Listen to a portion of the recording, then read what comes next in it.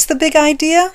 The big idea is really a rethinking of what college education is, has been, and might be. Not just what do we do hour by hour in the college classroom. What does it mean for there to be a college course?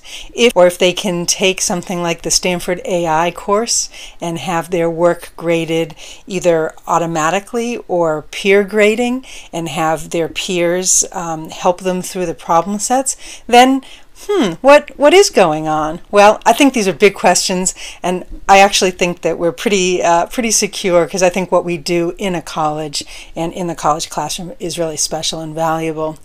But it's interesting that the Carnegie Foundation for the Advancement of Teaching announced that it was going to have a $460,000 grant to study the Carnegie Unit. So this is the college hour, the credit hour that has been in use since 1906.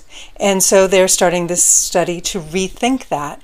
And I think that's one of the big ideas that comes out of recent developments in technology. But what do you think?